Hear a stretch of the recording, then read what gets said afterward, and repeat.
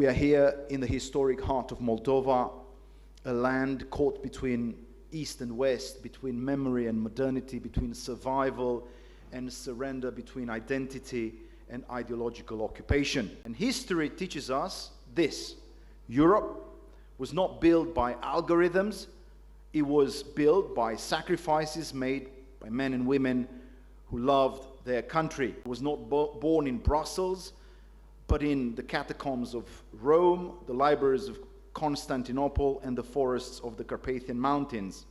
Perhaps our good friend, General Geoffrey van Orden, would remember the words of William Butler Yeats, who said, "O sages standing in God's holy fire, and in the gold mosaic of a wall, come from the holy fire, Pern in a gyre, and be the singing masters of my soul." In a sense, I think we are all here in a very special place of Europe, because this place is carrying out to some extent the legacy of Byzantium.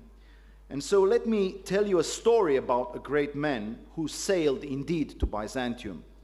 In 1457, the Western world was exploding with ideas.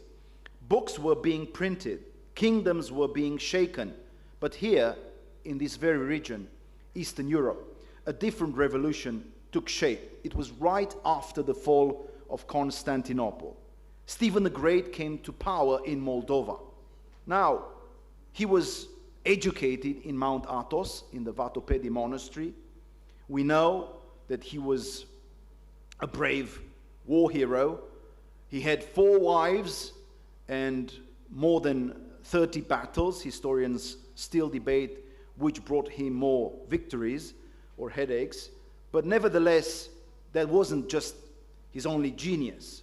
Stephen the Great, and by the way, the most important street in Chisinau is called Stephen the Great. His true greatness lay not just in the sword, but in the mindset he forged for his people.